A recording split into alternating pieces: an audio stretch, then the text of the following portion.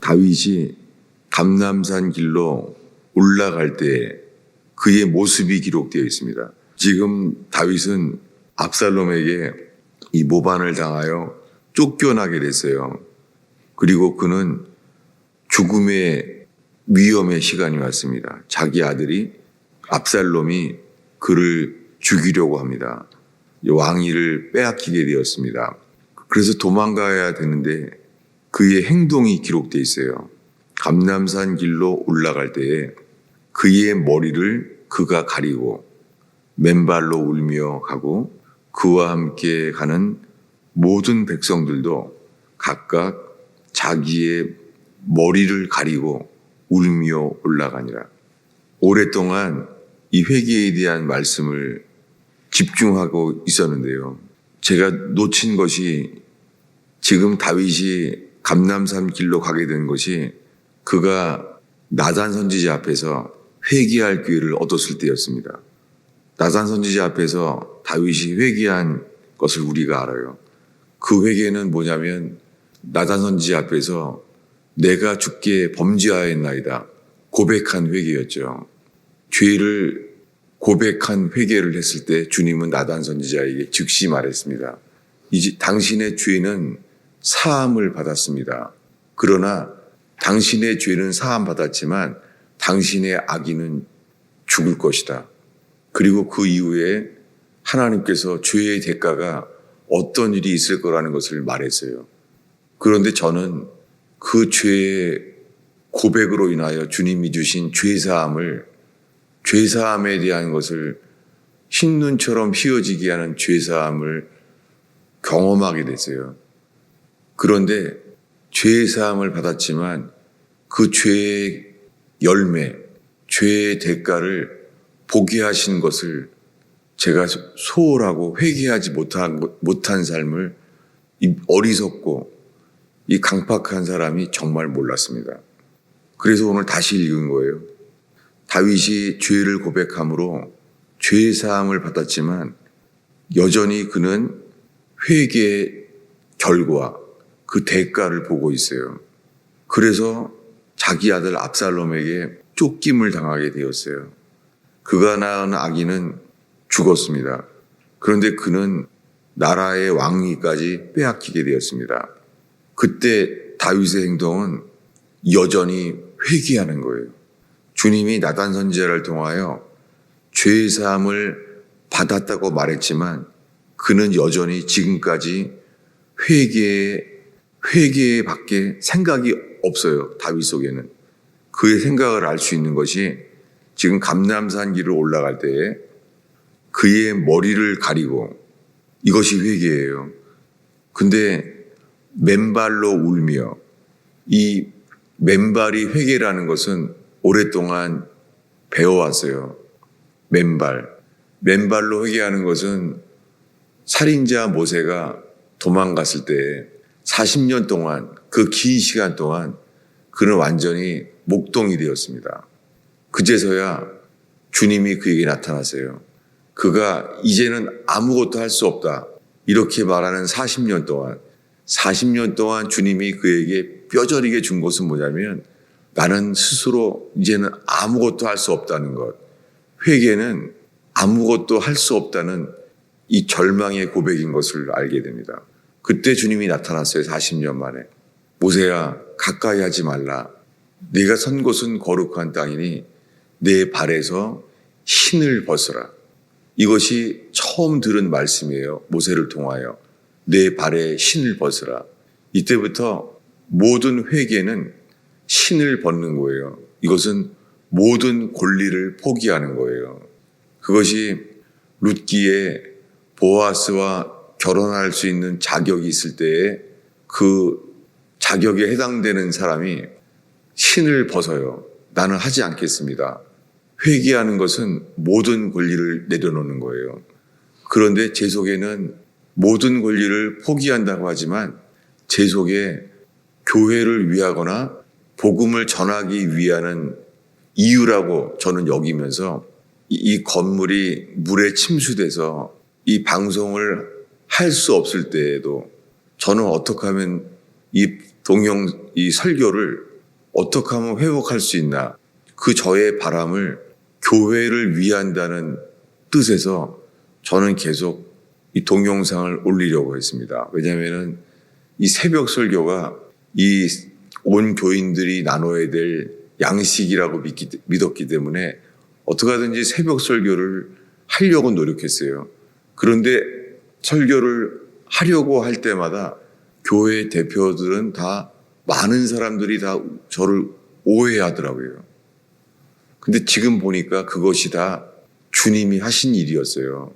왜냐하면 회개하는 것은 맨발로 신을 벗는 것인데, 내 모든 권리를 포기하는 건데, 저는 교인들을 위한다는 이름으로 교인들을 위해서 하는 뜻이라고 어떻게 하면 새벽 설교를 다시 해야 되는데, 나중에는 이 영상도 해야 되는데, 이 모든 것이 사람들에게는 계속해서 오해가 되게 주님이 허용하신 것을 알게 됐습니다. 안 되는 거예요. 회개는 신을 벗는 것인데 그것을 몰랐습니다. 이 회개하는 것은 또한 모든 권리를 포기하는 것부터가 소망입니다. 여호수아와 함께 요단강을 건너갈 때 여호수아에게 주님이 똑같은 걸 말씀해요. 놀랍게 모세에게 내 발에 신을 벗어라 말했던 주님께서요, 40년 만에 여호수아가 요단강을 건너갈 때 똑같이 말해요. 내가 모세에게 명한 것과 같이 내 발에 신을 벗으라. 놀랍게 가나안 땅에 들어가기 전에 요단강을 건너기 바로 직전에 주님이 동일한 것을 말씀하잖아요. 내 발에 신을 벗으라. 그래서 제사장이 법궤를 메고, 법궤를 맨 제사장이 맨발로 요단강 가운데 들어갔을 때에, 그때 요단강이 갈라집니다. 이것이 여전히 회개입니다. 회개는 신을 벗는 거예요. 모든 권리를 포기하는 거예요. 정말 주님께서 생각지도 못한 모든 영역에 저에게 권리를 포기하게 하셨어요.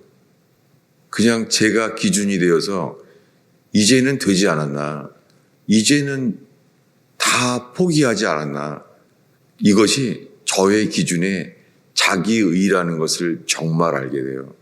이제는 시간이 간다고 되는 것이 아니라, 이게 입으로만 회개한다고 말했지 주님 보시기에 아니구나. 그래서 교인들에게 이것을 인정받지 못하게 하셨구나. 이것을 이제는 정말 알게 돼요. 회개는 다윗은 지금 쫓겨나는데도 불구하고, 왕위를 쫓겨나는데도 불구하고 그의 생각은 하나밖에 없어요. 회개. 그래서 그는 머리를 가리고 맨발로 울면서 감람산을 넘어가요. 그랬더니 백성들도 각각 자기의 머리를 가리고 울며 갑니다. 놀랍게 그가 온전히 회개할 때 그와 함께 가는 사람들 똑같이 그들도 회개해요. 이 말씀이 저에겐 소망입니다. 왜냐하면 제가 모든 권리를 내려놓고 회개하면 교인들 중에서도 주께서 회개를 주실 수 있다는 것을 알게 됩니다. 자기와 함께 가는 모든 백성들도 각각 자기의 머리를 가리고 울며 올라가니라. 그러면서 맨발로 모든 걸 포기할 이 생각만 하는 거예요. 이 다윗은 맨발로 여전히 왕위를 포기했는데도 주님 모든 걸 포기합니다. 여전히 포기하는 거예요. 맨발로. 그런데 머리를 가리고, 이 머리를 가린다는 거에 대해서 그것은 잘 몰랐어요. 머리를 가리우는 행동, 이것이 회개입니다. 머리를 가리고 맨발로. 이 머리를 가리운다는 것은 이렇게 말합니다. 우리 레위기 13장 12절을 보겠습니다. 레위기 13장 12절. 새해 첫 주일부터 주님이 로마서 3장을 주셨어요. 로마서 3장을 제가 모르니까 감사하게 꿈으로라도 보여주시게 됐어요. 로마서 3장을 꿈이 아니죠. 왜냐하면 생생하게 의식 안에서 보고 있었으니까. 그것을 로마서 3장을 보면서 떠오른 것이 저도 모르게 레위기 13장이었어요. 아니, 로마서 3장을 읽고 있는데 레위기 13장이 떠오르는 거예요. 꿈 중에. 이 말씀을 함께 읽겠습니다. 13장 12절 13절입니다.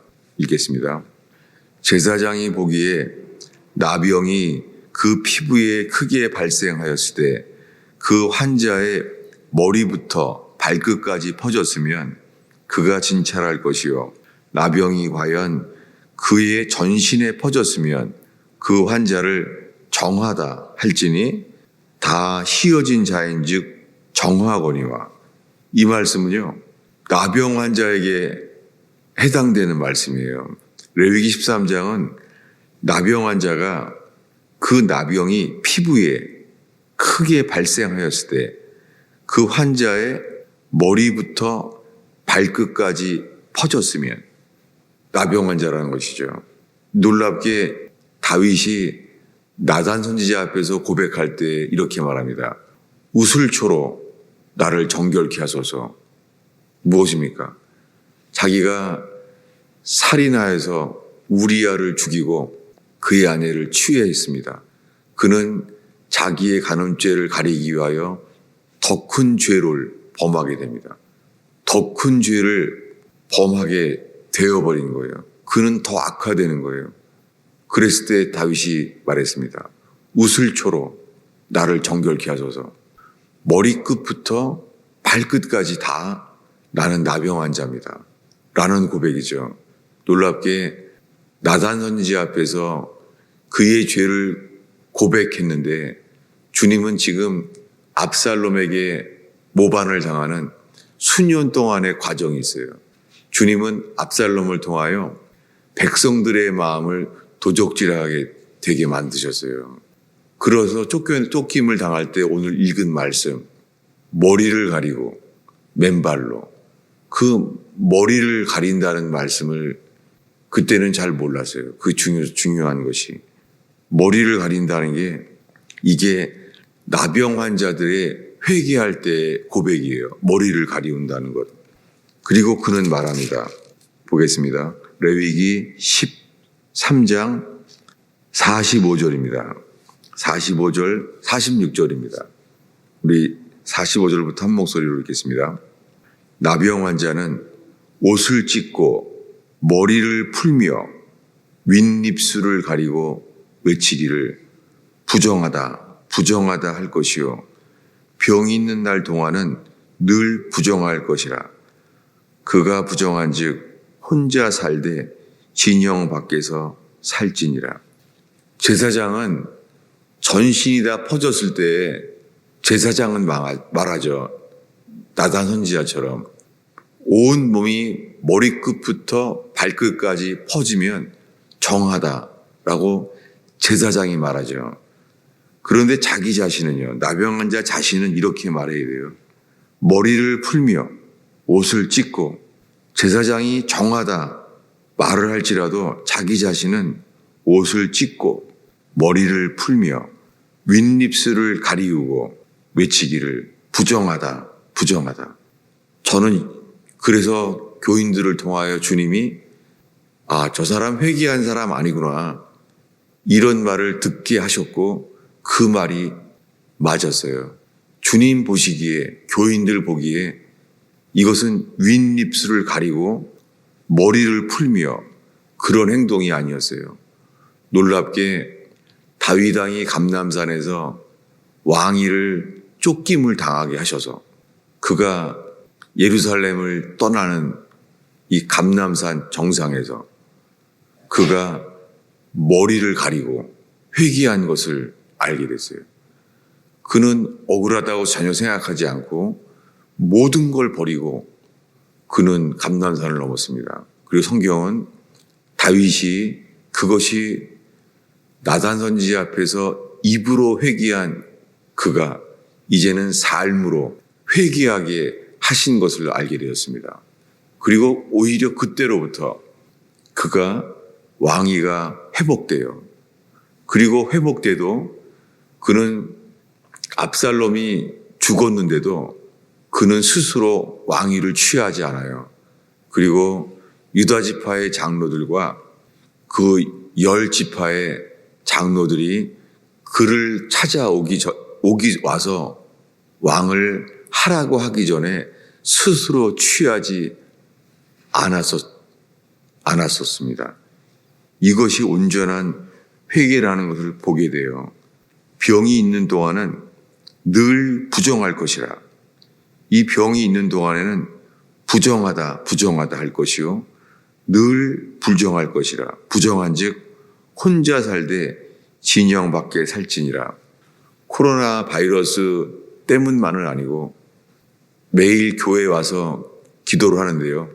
매일 기도를 하는 동안에 아무도 없어요. 사실은 마음에 어떻게 1년 내내 평일날 기도하러 오는 사람이 아무도 없단 말인가. 그런 실망이 있죠.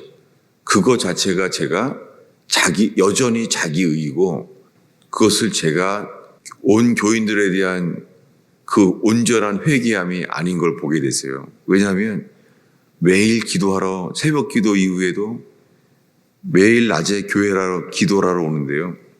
그때 느낌이 부정한 즉 혼자 살되 진영 밖에서 살지니라.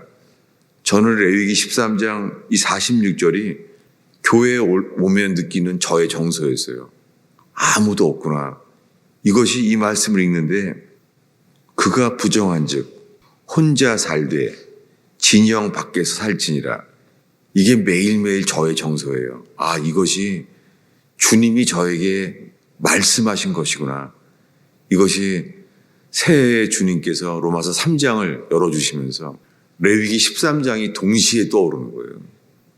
회개는 우술초로 나를 정케하소서. 주님 제 속에 선한 것이 없나이다.